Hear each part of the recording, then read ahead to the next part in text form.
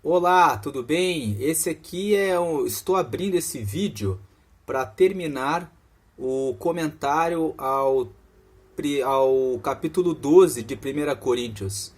Estava gravando a parte 1, mas eu apertei o stop sem querer e aí acabou cortando aquilo que nós estávamos falando. Então aqui nós estávamos falando sobre os dons, os 9 dons espirituais, né? Existe o dom da palavra da sabedoria, aqui depois a palavra da ciência, depois aqui a fé é o terceiro dom, o quarto é o dom de curar, o quinto dom é o dom de operação de maravilhas, o sexto é o de profecia, o sétimo é o de discernir os espíritos, o oitavo da variedade de línguas e o nono da interpretação das línguas, né? Então, nós estávamos comentando aqui, o dom de profecia, ele tem 2 sentidos, um sentido amplo e um sentido estrito. No sentido amplo, profecia significa Deus entregando a mensagem a respeito do que vai acontecer no futuro. Deus falou no Antigo Testamento que enviaria Jesus para morrer por todos nós, para que nós tivéssemos a salvação. Depois que Jesus veio, Jesus deixou várias profecias. Nós podemos ver aqui no livro de Mateus, no capítulo 24, Jesus falando a respeito do que aconteceria nos últimos dias. Então, vamos ver aqui. Mateus, capítulo 24, versículo 21. Porque haverá então grande aflição, como nunca houve desde o princípio do mundo até agora, nem tampouco haverá jamais. Aqui, Jesus está falando a respeito da grande tribulação que há de vir sobre a terra. Eu não vou fazer muitos comentários a respeito da grande tribulação, mas se você nunca ouviu falar a respeito disso, aqueles que são cristãos têm o conhecimento pela leitura das Escrituras que Jesus voltará e que haverá o arrebatamento da igreja. O arrebatamento é um acontecimento que as pessoas consideram loucura dos cristãos, que muitos cristãos desaparecerão de maneira repentina porque serão levados ao céu. E sobre a terra haverá uma grande tribulação, um grande sofrimento. E Jesus, esses acontecimentos são mais aprofundados na leitura de Apocalipse. Mas aqui nós estamos falando a respeito do dom de profecia. Jesus é que está falando aqui. E Jesus está dizendo para os discípulos assim, haverá então grande aflição, como nunca houve desde o princípio do mundo até agora, nem tampouco haverá jamais. E aqueles dias, se aqueles dias não fossem abreviados, nenhuma carne se salvaria, mas por causa dos escolhidos serão abreviados aqueles dias. Então, se alguém vos disser, eis que o Cristo está aqui ou ali, não lhe deis crédito, porque surgirão falsos cristos e falsos profetas, e farão tão grandes sinais e prodígios que, se possível fora, enganariam até os escolhidos. Eis que eu vou-lo tenho predito. Então, Jesus aqui está trazendo uma profecia a respeito dos dias futuros. Essas profecias que Jesus trouxe a respeito dos dias futuros é uma manifestação do dom de profecia no sentido amplo. Agora, no sentido estrito, o dom de profecia pode ser revelado como um profeta que entrega uma revelação específica. Eu abri aqui no livro de Atos dos Apóstolos, no capítulo 11, no versículo 28, e levantando-se veja o versículo 27, naqueles dias desceram profetas de Jerusalém para Antioquia. 28. E levantando-se um deles, por nome Ágabo, dava a entender pelo Espírito, o Espírito aqui está em letra maiúscula, se refere ao Espírito Santo, que haveria uma grande fome em todo o mundo. E isso aconteceu no tempo de Cláudio César. Então, nesse texto de Atos 11, 28, nós vemos que Ágabo era um profeta. Ele entregou um recado para a igreja, em Antioquia, dizendo que haveria uma grande fome. E o próprio texto relata que essa fome ocorreu no tempo de Cláudio César. Tem também um outro texto de Atos dos Apóstolos, no capítulo 21, aqui no capítulo 21, versículo 10. Olha o que diz aqui, ó. E demorando-nos ali por muitos dias, chegou da Judéia um profeta, por nome Ágabo, e vindo ter conosco, tomou a cinta de Paulo e ligando-se os seus próprios pés e mãos, disse: Isto diz o Espírito Santo, assim ligarão os judeus em Jerusalém o varão de quem é esta cinta, e o entregarão nas mãos dos gentios. E ouvindo nós isto, rogamos-lhe, tanto nós como os que eram daquele lugar, que não subisse a Jerusalém. Mas Paulo respondeu: Que fazeis vós chorando e magoando-me o coração? Porque eu estou pronto não só a ser ligado, mas ainda a morrer em Jerusalém pelo nome do Senhor Jesus. Então, esse texto aqui de Atos, capítulo 21, versículo 10, mostra que Ágabo, esse profeta, chegou no local em que Paulo estava, quando ele chegou em Jerusalém. E Ágabo disse sem saber que o cinto que ele tomou era de Paulo, o Espírito Santo trouxe essa iluminação para Ágabo. Olha, o dono daquele cinto ali vai ser preso e vai ser ligado. Ágabo, sem saber que aquele cinto era de Paulo, disse: olha, o Espírito Santo está me trazendo ao conhecimento que o dono desse cinto vai ser ligado e preso e entregue. Mas as pessoas que viram que o cinto pertencia a Paulo disseram para que ele não fosse até Jerusalém, para que ele não fosse preso. Então, o dom de profecia, no sentido limitado, é esse. A profecia, no sentido amplo, é a revelação a respeito da história da humanidade trazida pelas Escrituras.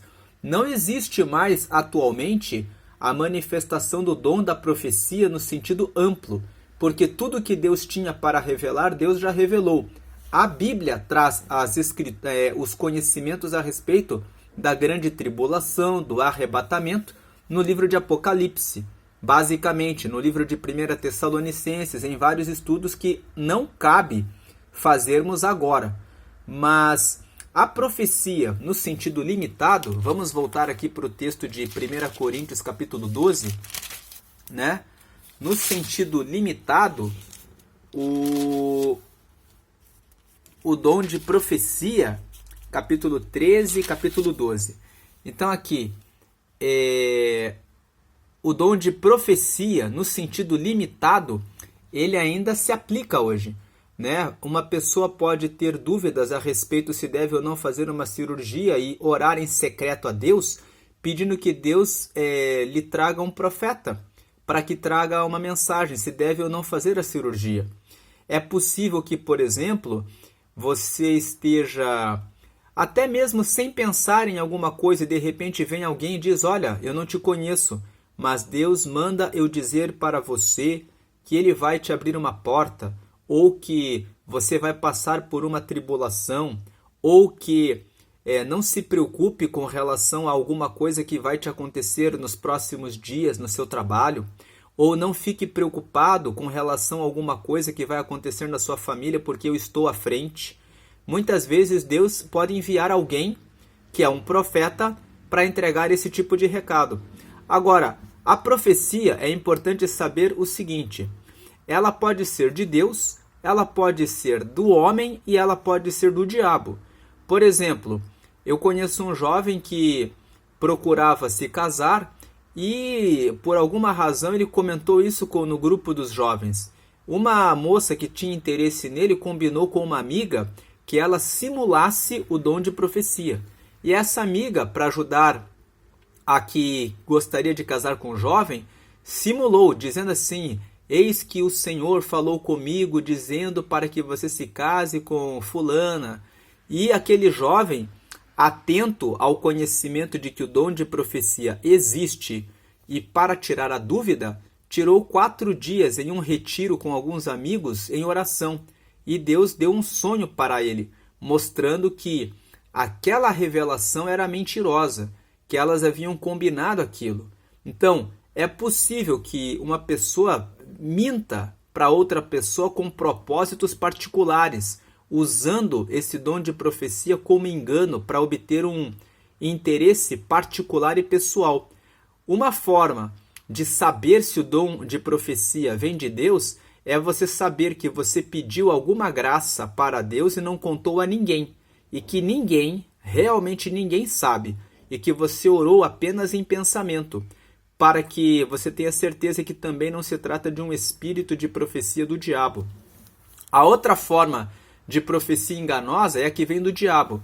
Eu não vou fazer aqui a leitura do livro de 1 Reis, capítulo 22, mas o texto de 1 Reis, no capítulo 22, ali dos versículos 10 até o versículo 22, mostram que o rei Acabe queria subir para uma guerra juntamente com o rei Josafá em Ramote-Gileade, e eles resolveram consultar Deus. E para consultar Deus naquele tempo, eles consultavam os profetas.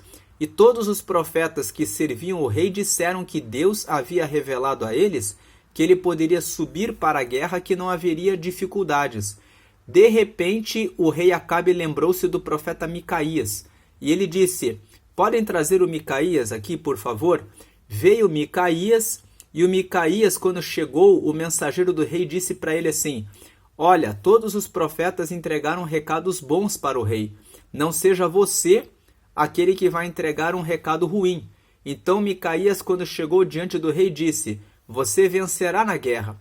Mas o rei, sabendo que Micaías era um profeta muito comprometido com Deus e que outras vezes tinha entregado profecias ruins para ele, para o seu interesse, que haviam se cumprido, disse para Micaías que falasse o que realmente ele havia visto. Então Micaías disse: eu vejo Deus no céu com o seu conselho, e todos dizendo: como farei com que Acabe caia na mão dos seus inimigos?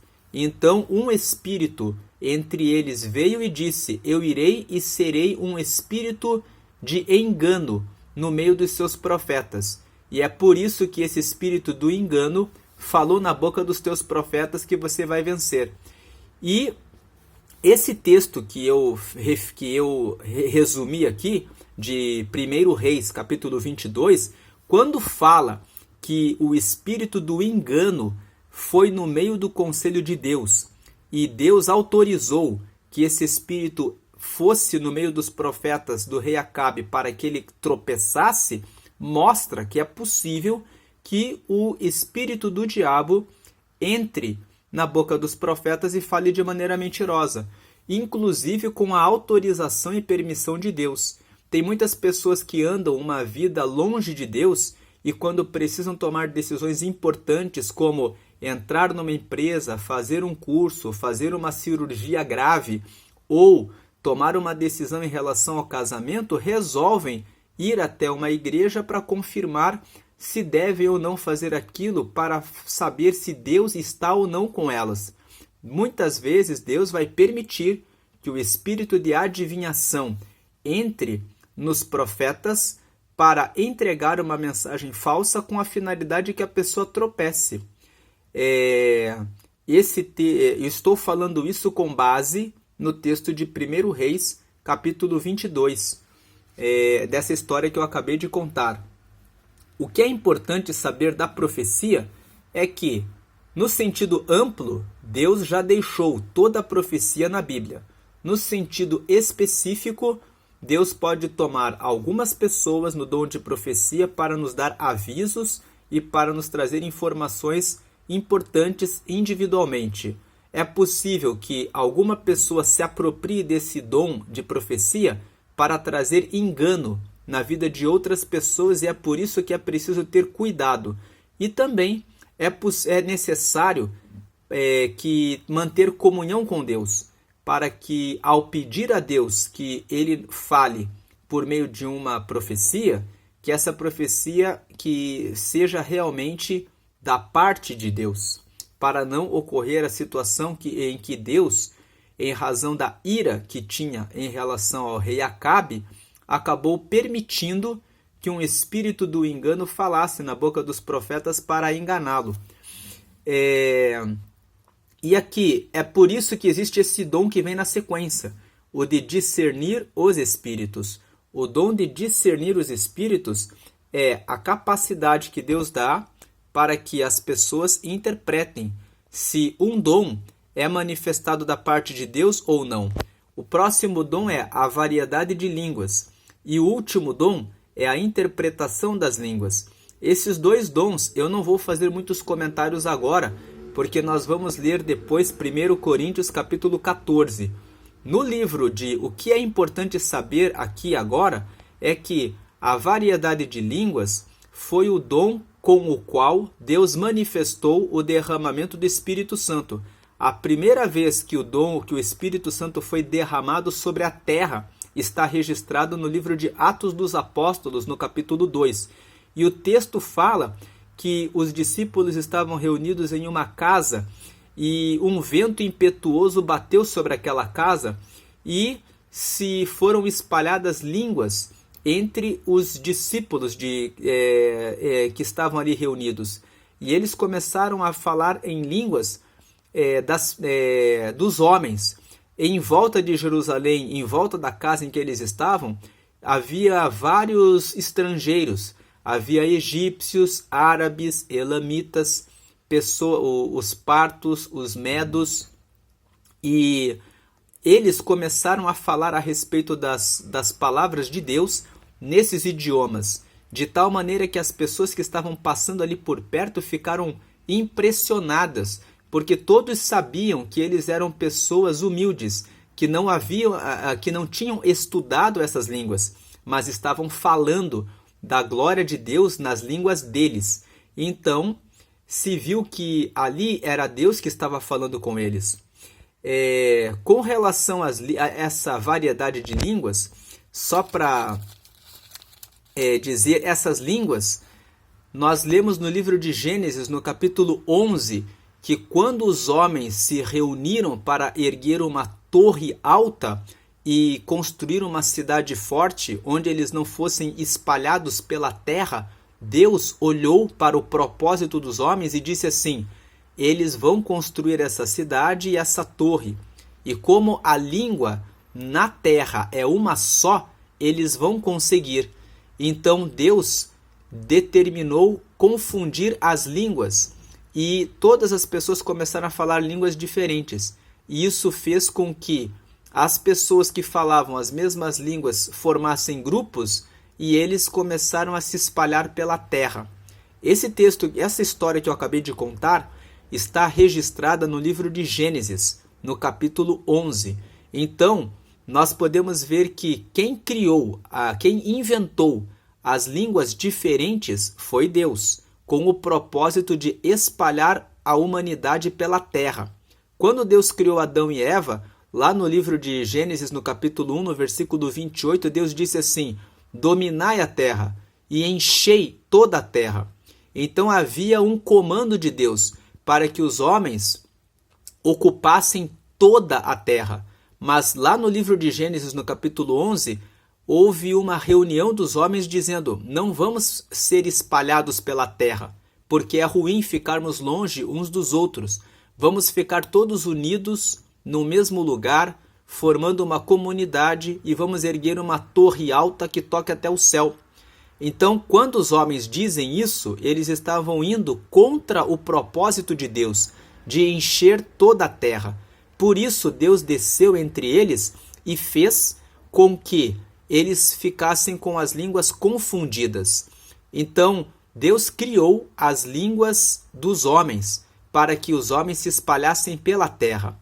Quando vem o texto de Atos, no capítulo 2, nós vemos que acontece um movimento diferente. Deus, ele faz questão de fazer com que os seus discípulos falem todas as línguas das pessoas que estavam passando em volta daquela casa, para mostrar que o projeto de Deus é que toda a humanidade seja salva, que todas as pessoas, independentemente da língua que falam, tenham conhecimento a respeito de Deus. Lá no Gênesis, o projeto de Deus era confundir as línguas para que os homens não conseguissem falar a mesma língua, para que fossem espalhados na terra. Em Atos capítulo 2, Deus tem o propósito de mostrar que foi Ele que criou todas as línguas e fazer com que os seus discípulos falassem em todas as línguas das pessoas que estavam ali em volta, para que todos pudessem alcançar o conhecimento e a revelação da salvação em Jesus. Então, o dom da variedade de línguas, ele vem para mostrar que o propósito do Espírito Santo, que é anunciar o reino de Deus sobre toda a terra, sobre todos os povos, sobre todas as línguas, sobre todas as nações. E, por último, vem o dom da interpretação das línguas. O dom da interpretação das línguas vem aqui porque, além das línguas dos homens, existem as línguas dos anjos. Aonde que a gente tira isso? 1 Coríntios capítulo 13, Paulo fala assim, ainda que eu falasse as línguas dos homens e dos anjos, e não tivesse amor, seria como metal que soa ou como sino que tine. Então, esse texto de 1 Coríntios, no capítulo 13, fala que ainda que eu falasse as línguas dos homens e dos anjos.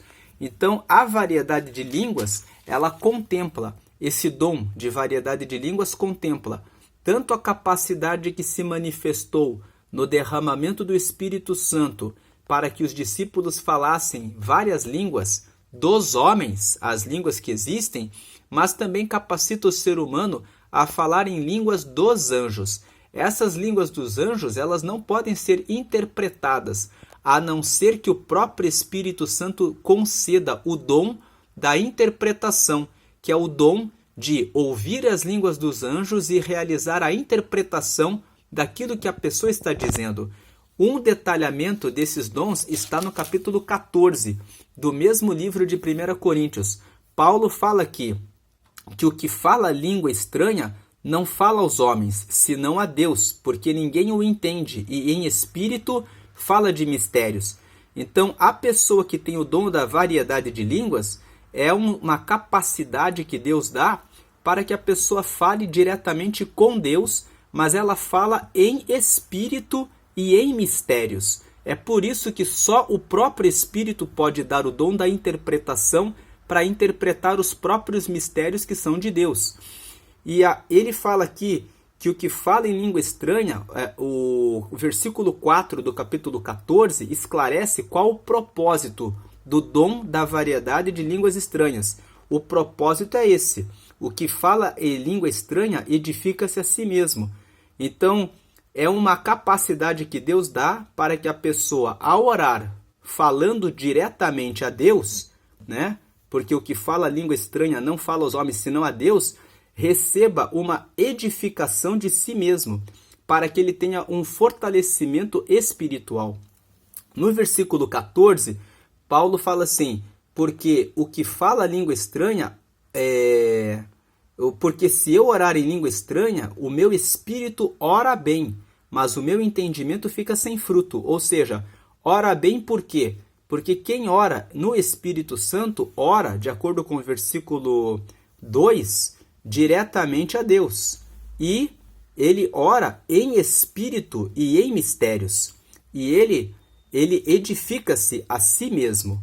Por isso que no versículo 14, Paulo fala que quem ora em língua estranha, se a pessoa ora em língua estranha, o espírito ora bem, porque ela se fortalece espiritualmente. Só que o dom de variedade de línguas estranhas tem uma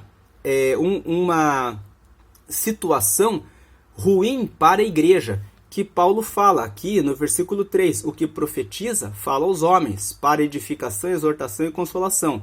Agora, o que fala em língua estranha, edifica-se a si mesmo, mas o que profetiza, edifica a igreja. Aqui no final ele fala assim, ó, Paulo, ele revela que ele mesmo falava em línguas estranhas. Ele diz, ó, dou graças ao meu Deus, porque falo mais línguas do que vós todos. No 19, todavia, eu antes quero falar na igreja 5 palavras na minha própria inteligência, para que possa também instruir os outros, do que 10.000 palavras em língua desconhecida.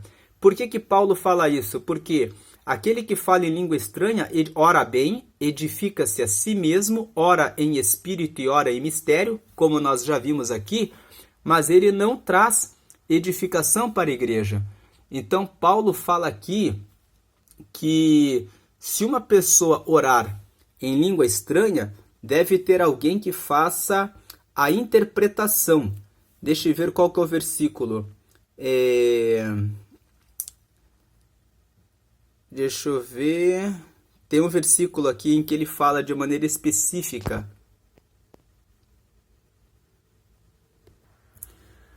Que é necessário interpretar. Vamos ver aqui, é o versículo 13, olha. Pelo que o que fala a língua estranha, ore para que a possa interpretar. Então, Paulo aqui, ó, no livro, na mesma carta de 1 Coríntios, no capítulo 14, ele dá uma orientação para quem tem o dom da variedade de línguas estranhas. Que quem fala a língua estranha, ore para que a possa interpretar, né? Para que ele possa ter o dom útil, um dom útil para a igreja.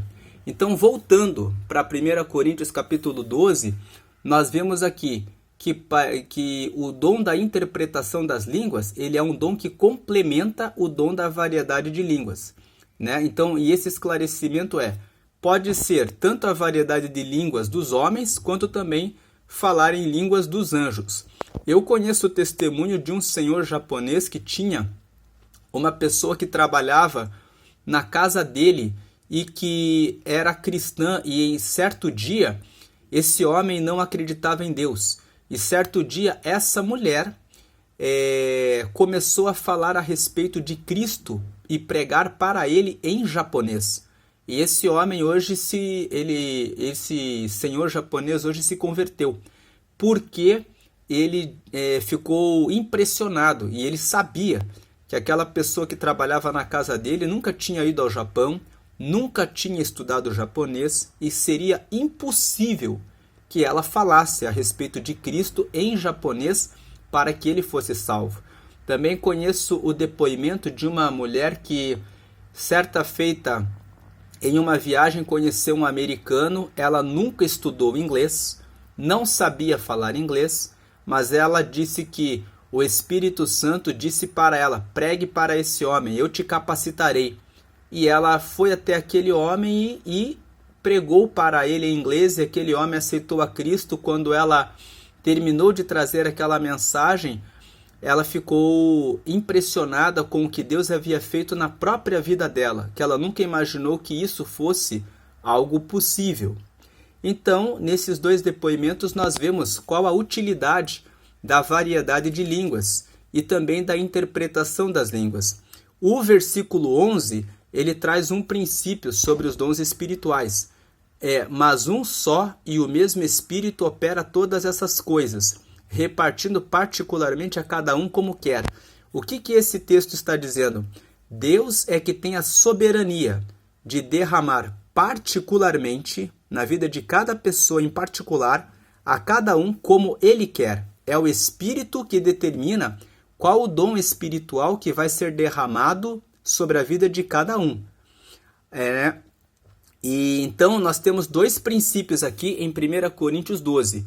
O primeiro princípio sobre os dons espirituais está no versículo 7. Ele fala: a manifestação do Espírito é dada a cada um para o que for útil. Ou seja, o princípio da utilidade. Deus derrama dons espirituais para que seja útil para o reino de Deus. E o versículo 11 revela o princípio da soberania na distribuição dos dons.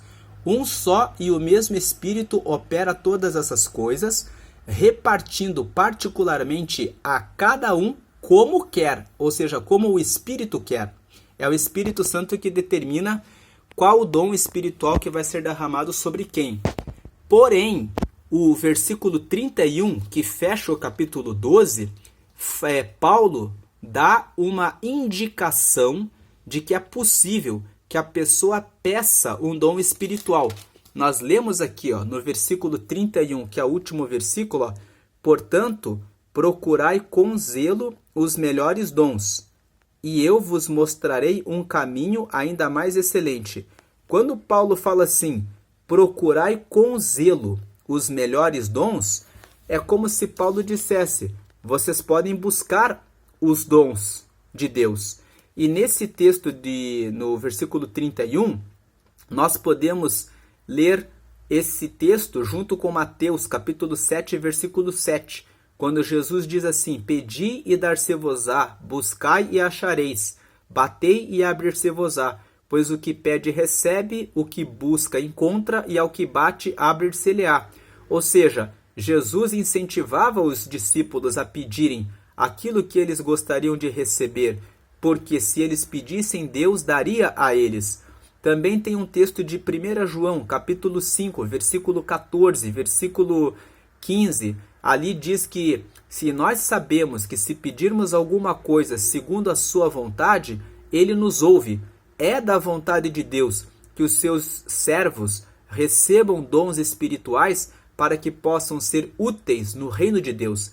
E existe também o texto de Jeremias, capítulo 33, versículo 3, que diz assim, clama a mim, e eu te responderei e te anunciarei coisas grandes e firmes que tu não conheces. Então, receber um dom espiritual, um talento de Deus, é algo que que corresponde a uma graça, que representa uma maravilha que Deus pode revelar. Agora, do versículo 12 até o versículo 31, vamos fazer a leitura. Essa segunda parte de 1 Coríntios capítulo 12 fala a respeito de nós sermos o corpo de Cristo. Fala que nós somos um só, que nós devemos entender que nós temos uma unidade. Nós formamos o corpo de Cristo. Não devemos desprezar uns aos outros, devemos amar uns aos outros, devemos respeitar uns aos outros e devemos também entender que nenhuma pessoa que tenha um dom, um dom ou outro tipo de dom é melhor do que a outra. Nós vemos que aqui na igreja de Corinto havia muita dissensão. Se nós voltarmos para o capítulo 1 do livro de 1 Coríntios, nós vamos ver aqui que existia uma discussão entre as pessoas de Corinto. Veja aqui no versículo 11, 1 Coríntios, capítulo 1, versículo 11. Porque a respeito de vós, irmãos meus, me foi comunicado pelos da família de Cloe que há contendas entre vós. Quero dizer com isso que cada um de vós diz, eu sou de Paulo e eu sou de Paulo e eu de Apolo e eu de Cefas e eu de Cristo. Está Cristo dividido? Foi Paulo crucificado por vós? Ou fostes vós batizados em nome de Paulo? Então, dou graças a Deus que porque a nenhum de vós batizei, senão a Crispo e a Gaio, para que ninguém diga que fostes batizados em meu nome. Então a igreja de Corinto tinha muita divisão. Pessoas falavam que eram discípulos de Paulo, outras falavam que eram discípulos de Apolo e outras de Pedro. E muitas vezes algumas pessoas da igreja de Corinto achavam que eram melhores que as outras. Então Paulo vem e fala aqui sobre a unidade dos membros do corpo de Cristo. Ele fala aqui, porque assim como o corpo é um e tem muitos membros, e todos os membros, sendo muitos, são um só corpo, assim é Cristo também. Pois todos nós fomos batizados em um Espírito, formando um corpo, quer judeus, quer gregos, quer servos, quer livres, e todos temos bebido de um Espírito. 14. Porque também o corpo não é um só membro, mas muitos. 15. Se o pé disser, por que não sou mão, não sou do corpo, não será por isso do corpo? 16. E se a orelha disser, por que não sou olho, não sou do corpo, não será por isso do corpo? 17. Se todo o corpo fosse olho, onde estaria o ouvido? Se todo fosse ouvido, onde estaria o olfato? 18. Mas agora Deus colocou os membros no corpo, cada um deles como quis. 19. E se todos fossem um só membro, onde estaria o corpo? 20. Agora, pois, há muitos membros, mas um corpo. 21. E o olho não pode dizer à mão, não tenho necessidade de ti, nem ainda a cabeça aos pés, não tenho necessidade de vós. 22. Antes, os membros do corpo que parecem ser os mais fracos são necessários. 23. E os que reputamos serem menos honrosos no corpo, a esses honramos muito mais. E aos que em nós são menos decorosos, damos muito mais honra. 24. Porque os que em nós são mais honestos não têm necessidade disso. Mas Deus, quando Paulo fala aqui, porque os que em nós são mais honestos não têm necessidade disso. Ou seja, os que são honestos e entendem que nós somos todos membros do corpo de Cristo, não precisamos ficar com essas discussões que Paulo está mostrando aqui, do pé, dizendo o olho, dizendo o olho, dizendo que do olho, dizer aqui para a mão, eu não preciso de você, ou a cabeça, dizer para os pés, eu não preciso de vocês, né? Aqueles que são honestos entendem que não tem necessidade desse tipo de discussão. Mas Deus assim formou o corpo, dando muito mais honra ao que tinha falta dela, para que haja divisão no corpo, mas antes tenham os membros igual cuidado uns dos outros. Ou seja, nós temos que ter cuidado uns dos outros. Versículo 26. De maneira que se um membro padece, todos os membros padecem com ele. E se um membro é honrado, todos os membros se regozijam com ele. Ora, versículo 27. Ora, sois vós o corpo de Cristo e seus membros em particular. 28.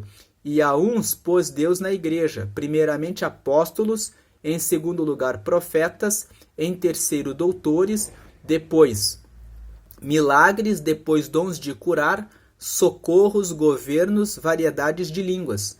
29. Porventura são todos apóstolos? São todos profetas? São todos doutores? São todos operadores de milagres? 30. Têm todos o dom de curar? Falam todos diversas línguas? Interpretam todos? 31. Portanto, procurai com zelo os melhores dons, e eu vos mostrarei um caminho ainda mais excelente. Quando Paulo fala aqui, procurai com zelo os melhores dons, e eu vos mostrarei um caminho mais excelente, Paulo está dando abertura para começar a falar a respeito do 10º dom, que é o dom do amor. E veja aqui no capítulo 13, ele fala assim: ainda que eu falasse as línguas dos homens e dos anjos e não tivesse amor, seria como metal que soa ou como sino que tine. Então, eu não vou prosseguir nesse vídeo, porque o propósito de hoje é lermos 1 Coríntios capítulo 12. E nessa segunda parte, eu encerro por aqui. O dom do amor eu vou deixar para falar em um vídeo específico de 1 Coríntios capítulo 13. Eu só quis adiantar aqui só para fazer o link, a ligação do capítulo 12 com o capítulo 13. Mas é isso. Fiquem com Deus e a paz de Cristo. Amém.